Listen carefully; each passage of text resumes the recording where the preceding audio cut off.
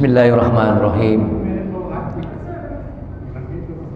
Assalamualaikum warahmatullahi wabarakatuh.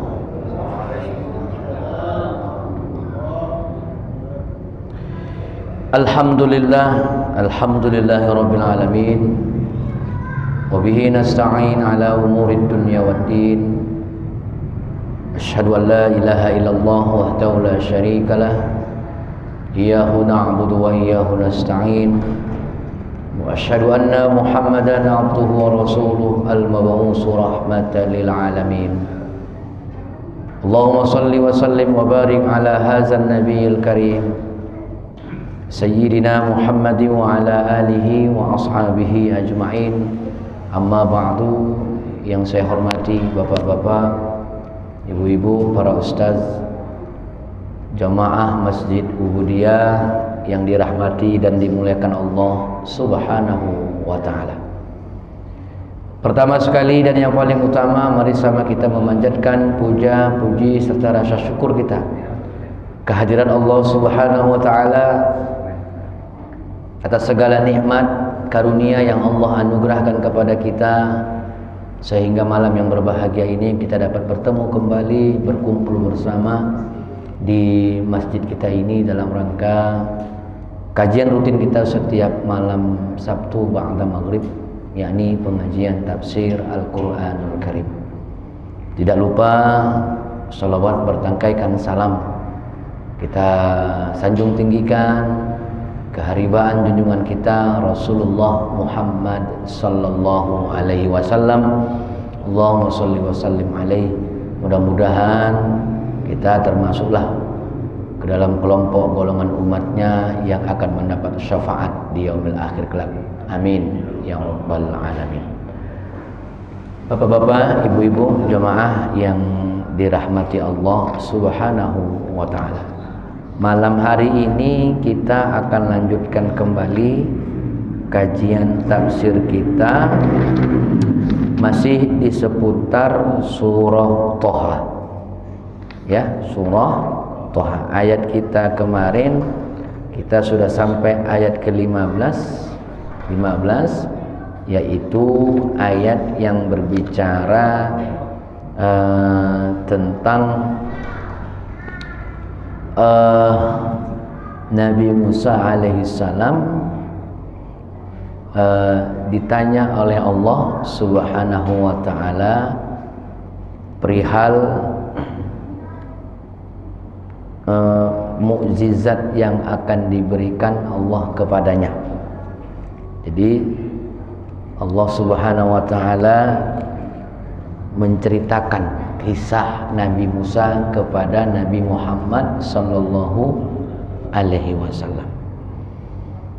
Di ayat kita yang lalu, sebelum saya lanjut di ayat 16, bahwa Allah Subhanahu wa ta'ala menjelaskan kepada Nabi Musa bahwa dirinya adalah Allah. Innani anallah. Ya, bahwasanya dia adalah Allah. La ilaha illa ana fa'budni. Tak ada Tuhan yang wajib disembah kecuali kepadaku, maka beribadalah kepadaku. Lalu Allah perintahkan Nabi Musa, wa aqimis sholah, dirikan sholat.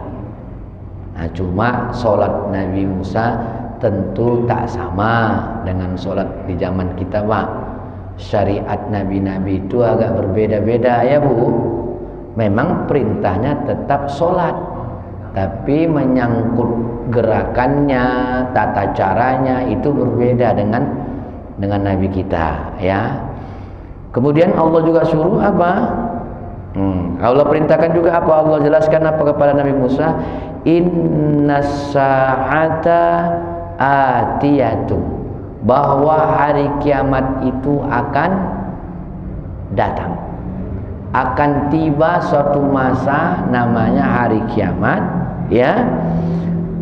Lalu Allah mengatakan akadu ukhfiha litujza kullu nafsin bima tas'a.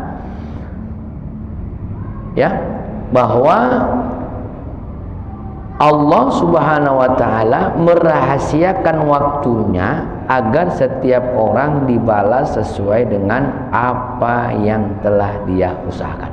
Itulah ayat kita kemarin. Intinya begini, di ujung ayat kita kemarin Allah merahasiakan yang namanya hari kiamat. Ya Pak, hari kiamat ini kan sesuatu yang gaib, termasuk kematian yang kita kaji kemarin Ustaz ya.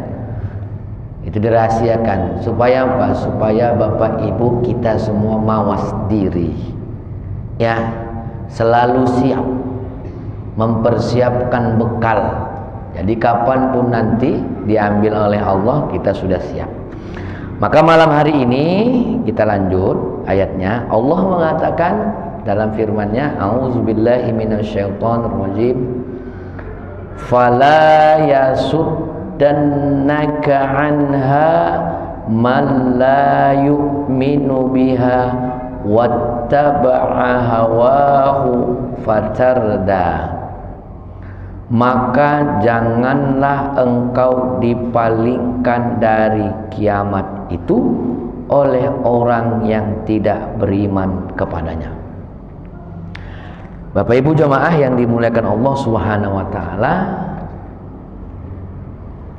ayat ini menjelaskan kepada kita tentang ada orang yang tak percaya sama hari kiamat. Ya Bu, tak percaya sama hari kiamat. Tak ada tuh hari kiamat. Habis mati udahlah selesai urusan. Maka orang seperti itu akan berbuat, akan bersikap sesuai hawa nafsunya. Kenapa? Prinsip dia ya udah habis mati selesai. Padahal ya Bapak Ibu, banyak ayat-ayat, hadis-hadis menjelaskan tentang kebenaran yang namanya hari kiamat. Jadi orang yang percaya dan yakin kepada hari kiamat dipastikan tidak akan pernah mau melakukan sesuatu yang bertentangan dengan perintah Allah. Itu udah pasti. Karena dia yakin segala sesuatu yang dikerjakannya itu akan dibalas oleh Allah di hari kiamat. Jadi, dan kata Allah begini, ayat 16 ini, jangan, kata Allah begini, sekalipun ayat ini ditujukan kepada Nabi Musa, tetapi itu merupakan pelajaran bagi kaum muslimin. Allah meminta agar kita tidak terpengaruh oleh orang-orang yang tidak percaya kepada hari kiamat. Jadi kalau ada orang Pak, kaum muslimin tak percaya sama kiamat, udah jangan doa-doakan sama dia. Karena modelnya Pak, modelnya suka hati dia aja. Giliran aja, ya sholat ya, kau jalan sholat tak mau ya. Gila, kenapa? Karena tak ada pikirannya menyangkut hari kiamat. Tak ada menyangkut pembalasan. Dalam hatinya tak ada pembalasan. Makanya kata Allah, kata para ulama dalam tafsir ini, tak perlu kita dekati orang-orang yang tak percaya pada hari kiamat. Ya, kalau kita ikuti keinginan orang-orang itu, maka kita akan merugi dan menyesal. Kenapa? Sedikit banyak lama-lama terpengaruh. Ya Bu, lama-lama bisa pengaruh lah. Bu, berkawan sama tukang minyak wangi, walaupun ibu tak membuat minyak wangi, tak ikut, duduk aja di rumahnya. Pulang ibu wangi gak? Padahal tak terpegang apa. Tapi berkawan sama pembuat arang, walaupun udah ibu lipat kain-kain itu jangan kena, ada aja kono dibagi itu. Begitulah kiasannya. Makanya dalam berteman pilih, dalam bergaul pilih, carilah orang-orang yang beriman, carilah orang-orang yang bisa memberikan manfaat, yang bisa memberikan kebaikan buat kita. Nah ya, jadi itu Bapak Ibu yang dirahmati Allah. Itu sebenarnya kajian masih yang lalu. Ayat kita sekarang ini, penjelasan Allah kepada Nabi Musa bahwa dia akan menjelaskan, memberikan 2 mukjizat. Saya pernah sampaikan di awal 2 minggu yang lalu, 2 Sabtu yang lalu, 2 pekan yang lalu, bahwa kisah Nabi Musa kali ini di dalam Quran surah Toha ini Allah berbicara menyangkut mukjizat yang diberikannya kepada Nabi Musa alaihissalam. Apa aja mukjizatnya, Pak? Ini dia. Wa ma tilka biyaminika ya Musa, dan apakah yang ada di tangan kananmu wahai Musa? Bu, Nabi Musa itu dalam sehari-harinya, Pak, selalu membawa tongkat. Karena satu faktor usia. Karena pada Nabi Musa itu ketika dia diutus oleh Allah, usia sudah senja, Pak. Dia banyak aktivitas. Salah satu fungsi tongkat ini sehari-hari dibawanya untuk meringankan topangan badannya yang besar, supaya jangan apa kali, Pak, tongkat tuh. Di zaman sekarang ini langka, Pak. Sekarang kok zaman dulu atau tongkat memang. Zaman dulu ya. Zaman dulu rata-rata ada atau itu pasti bertongkat ya. Sekarang atau sekarang kuat-kuat. Enggak pala bertongkat, Pak, ya, alhamdulillah. Jadi Nabi Musa ditanya Allah, bukan Allah itu tak tahu itu tongkat, bukan, Pak. Saya berulang kali menyampaikan ketika Allah bertanya menggunakan kalimat istifham, misalnya ara'aital ladzi yukadzibu biddin, tahukah kamu orang-orang yang merusakkan agama? Di situ bukan Allah itu bertanya seolah-olah Allah tak tahu, bukan. Matilka biyaminika ya Musa, apa yang ada di tangan kananmu wahai Musa? Bukan Allah tuh nanya tak tahu. Beda, Pak, ya kalau kita bertanya. Kalau kita bertanya, Bu, siapa yang ada di belakang ibu? Itu tak tahu memang. Tapi ketika Allah dalam Al-Quran menggunakan kalimat-kalimat istifham, tujuannya satu, bahwa Allah menggunakan kalimat tanya ingin memberikan penjelasan sesuatu yang sangat-sangat penting. Di kalimat didahului kalimat istifham, kalimat tanya. Jadi ketika Allah tahu Nabi Musa itu memegang tongkat kayu dari apa, tahu. Ya, Nabi Musa spontan berkata, qala hiya asaya. Nabi Musa pun menjawab, ini tongkatku. Atawakka'u 'alaiha wa ahussu biha 'ala ghanami, ya, waliya fiha ma'aribul ukhra. Dijawab Nabi Musa, ini adalah tongkatku, aku bertumpu padanya, karena faktor usia dan tadi bertumpu dia pada tongkat ini. Kemudian dan aku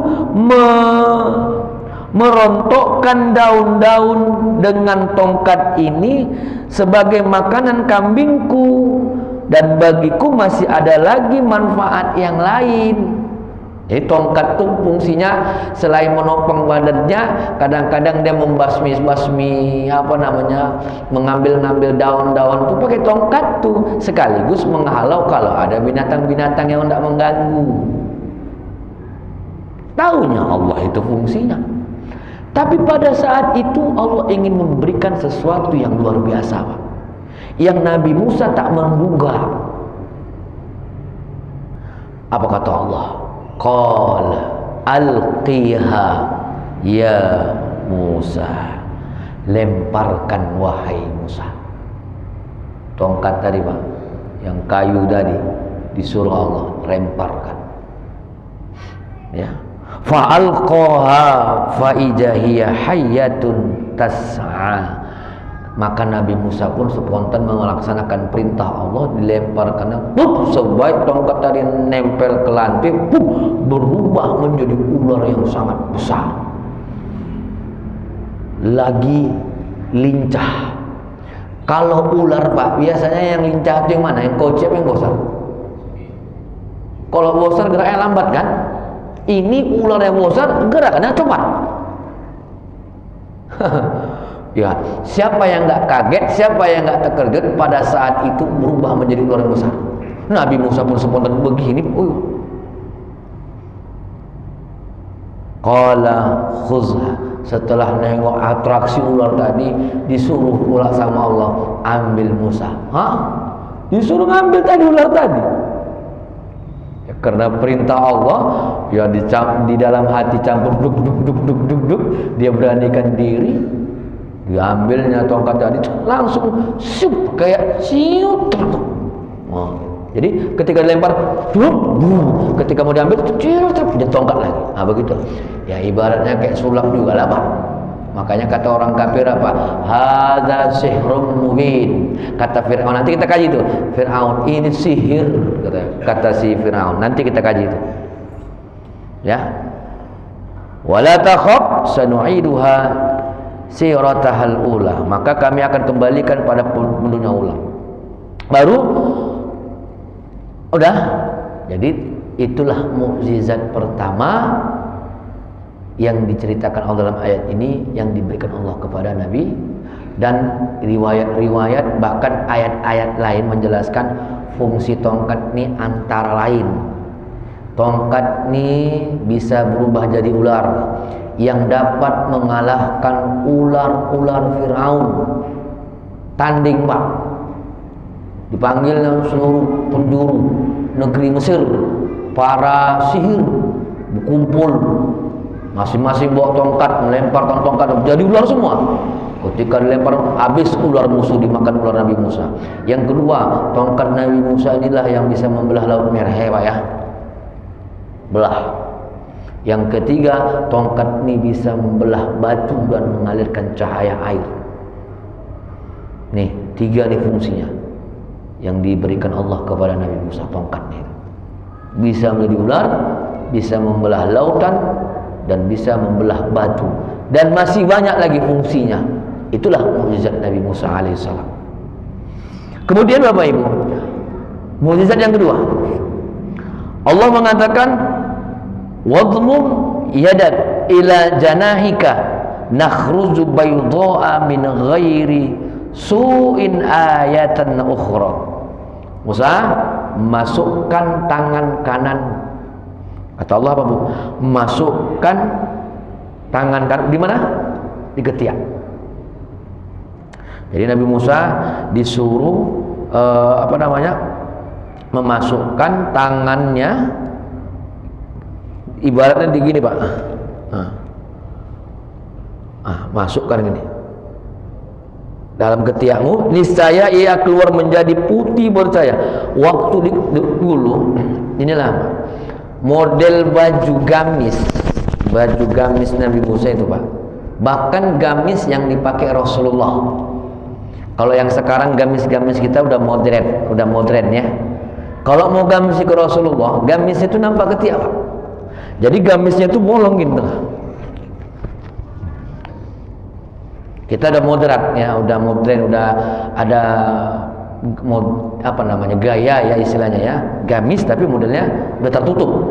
Tapi kalau kita rujukan memang sebenar-benarnya gamis Rasulullah itu, bahkan nabi-nabi yang sebelumnya model gamis itu ini lebar Pak, sehingga acap kali nampak ketiak. Jadi ketika itu disuruh Allah masukkan tanganmu di ketiak seperti inilah, lalu tariklah. Waktu itu mengeluarkan tangan ini putih cahaya, sehingga hampir sama dengan sinarnya matahari saking cerahnya. Itulah mukjizat yang diberikan Allah kepada Nabi Musa alaihissalam. Baru Allah katakan linuriyaka min ayatinal kubra, untuk kami perlihatkan kepadamu sebahagian dari tanda-tanda kebesaran kami yang sangat besar. Di sini setelah Allah jelaskan semua kepada Nabi Musa, makin taqarrub dia kepada Allah Subhanahu wa taala. makin dia dekat kepada Allah Subhanahu wa taala setelah dua mukjizat yang diberikan Allah kepadanya, tongkat dan menjadikan tangan Nabi Musa bercahaya. Bapak Ibu jamaah yang dirahmati Allah, setelah itu baru Allah perintahkan Nabi Musa untuk apa? Izhab ila fir'auna innahu tagha. Rupanya Bapak Ibu, Allah punya skenario. Setelah Allah mewahyukan, berfirman kepada Nabi Musa, menjelaskan tanda-tanda kekuasaannya, memberikan mukjizat yang luar biasa. Setelah itu masuklah intinya. Apa? Izhab ila fir'aun innahu tagha. Pergilah kepada Fir'aun, dia benar-benar telah melampaui batas. Jadi kalau dulu Pak, dulu kan ada bangsa-bangsa Romawi, ya kan, bangsa Mesir, bangsa Syria, ya, itu apa namanya?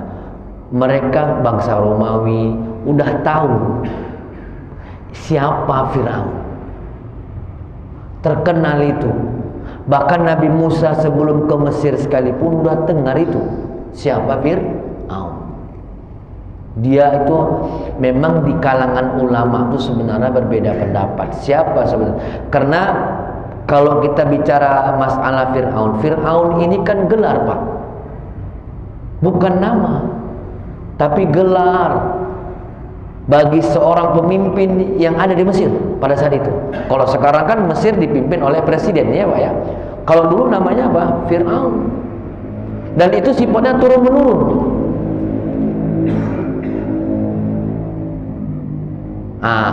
Ada yang mengatakan bahwa Fir'aun yang ada di zaman Nabi Musa itu namanya Ramses II. Ya, Ramses. Kalau Ramses I, ada juga yang mengatakan Menapteh. Menapteh ini di zaman Fir'aun, di zaman Nabi Musa hidup juga gitu. Kalau Ramses II ini ada yang berpendapat dia orang baik. Karena setelah diteliti kan udah menjadi adat kebiasaan orang-orang Mesir, jika pemimpin mereka mati, mereka mumikan Pak. Dimumikan. Jadi ketika Ramses II mati, meninggal, dimumikan. Menapteh itu juga mati, dimumikan. Diteliti, yang namanya yang meninggal itu kalau wajar dengan gak wajar, pasti meninggalkan zat-zat di dalam tubuh. Ternyata banyak pakar setelah memeriksa jasad atau muminya Fir'aun itu, yang mengatakan Ramses II sampai ke paru-parunya, tengok, nggak ada kadar gula, nggak ada kadar garamnya Pak. Memang kita banyak berpendapat memahami itu Fir'aun itu Ramses II. Ternyata yang ada garamnya itu Menapteh. Berarti Ramses II itu kata para pakar itu meninggalnya wajar, meninggalnya sudah tua sesuai dengan fosil tulangnya, bukan masih muda. Sementara Fir'aun yang dilaknat Allah itu, yang kejam itu, yang sangat membenci Nabi Musa alaihissalam dan ajaran Nabi Musa itu Fir'aun mana? Yang ditenggelamkan oleh Allah Subhanahu, yang ada kadar garamnya itu adalah Menapteh. Begitulah Pak. Cuma di kalangan tersebar di masyarakat kita bahkan bahwa Ramses, ya, terlepas ya siapa Ramses, yang penting pada saat itu ada seorang pemimpin namanya Fir'aun yang Allah ibadikan. Pada saat itu yang mengaku dirinya Tuhan, maka diperintahkan Nabi Musa alaihissalam untuk ke sana. Secara ketika Nabi dan orang-orang pada saat itu tahu siapa Fir'aun, orang yang sangat kuat, sangat punya power, sangat banyak pasukannya, yang memang dia tidak suka kepada ajaran tauhid, disuruh datang. Kira-kira jiper nggak Pak? Kan gitu. Makanya Nabi Musa dalam riwayat sempat 7 hari berpikir. 7 hari berpikir ketika Allah perintahkan dia kemana Pak? Menghadap Fir'aun. Ya gini Pak.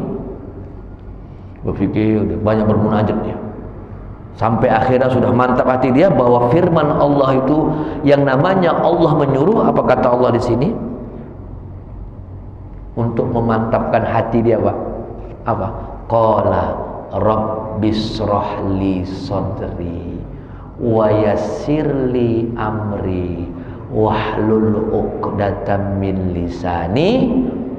Sampai sekarang doa itu dibaca oleh kaum muslimin kalau hati lagi susah, kalau ingin ngomongnya lancar, kalau ingin menghadap seseorang yang supaya jangan ada masalah. Ini doa munajat yang memang Nabi Musa alaihissalam langsung disuruh Allah amalin.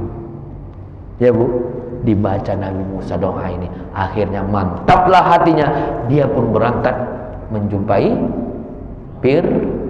Jadi Bapak Ibu, dari ayat ini jangan lupa Pak, kadang-kadang kita dijumpai suatu perkara-perkara yang berat ya Bu, masalah-masalah seolah-olah kita nggak sanggup membebaninya. Amalin Pak, baca doa ini, Rabbishrah li sadri. Apa doa artinya? Rabbishrah li sadri. Rabbishrah li sadri itu ya Tuhanku, ya lapangkanlah dadaku. Lapang, karena kalau lapang dada Pak, enak nggak kita berpikir, enak nggak kita bekerja. Tapi kok dadanya sempit, kok dada sempit, macam mana lah. Yang masalah ringan pun jadi berat, ya kan? Walau gitu aja kau sempit ke dada kau, begitu. Padahal masalahnya kunci, tapi dibawa sempit dada itu.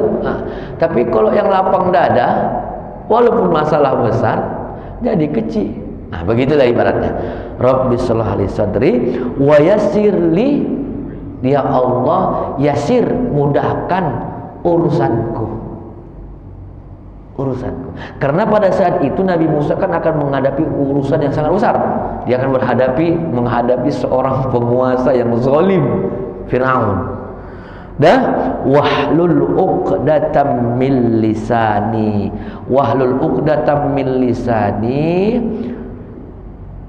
dan lapaskanlah kekakuan dari lidahku.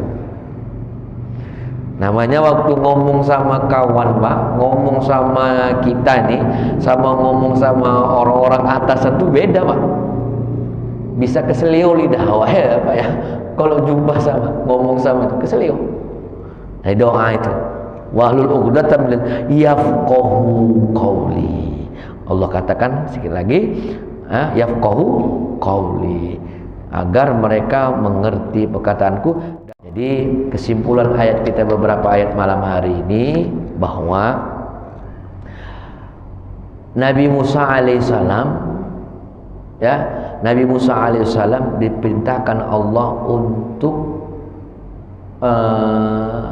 berangkat jumpai Fir'aun. Tapi sebelumnya Allah telah tunjukkan kekuasaannya berupa mukjizat. Tongkat bisa berubah menjadi ular, kemudian tangannya yang bisa menjadikan cahaya bersinar. Lalu Allah perintahkan Nabi Musa untuk menyampaikan dakwah kepada Fir'aun supaya bangsa Mesir bisa mengikut ajaran Nabi Musa alaihis salam. Di samping itu juga dapat kita simpulkan kajian kita malam hari ini bahwa ada orang-orang yang tidak percaya dengan hari kiamat. Padahal titik kunci daripada keimanan kita adalah hari kiamat.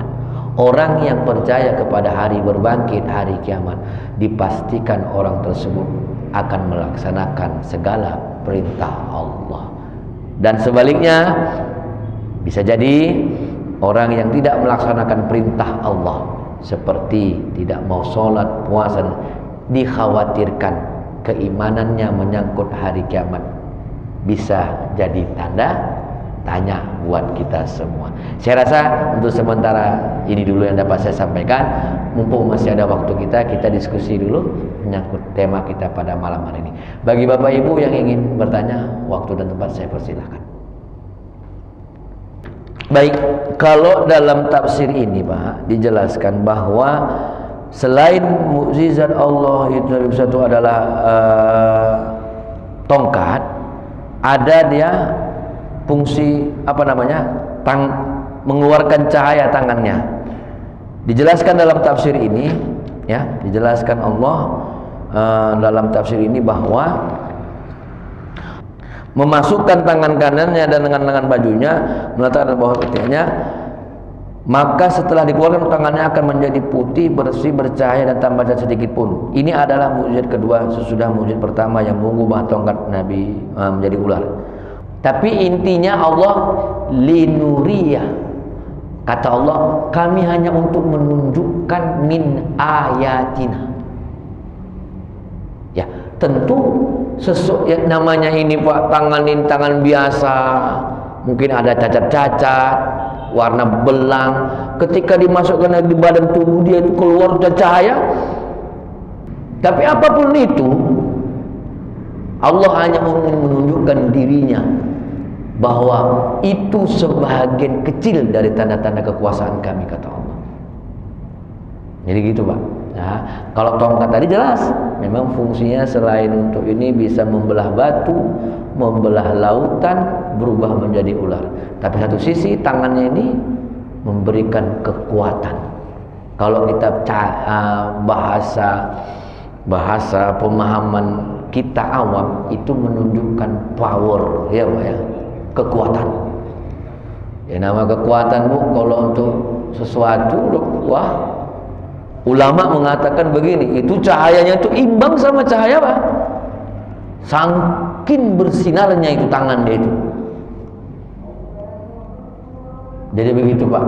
Ya, intinya Pak, linuriya min ayatina, untuk menunjukkan kekuasaan kami, kata Allah.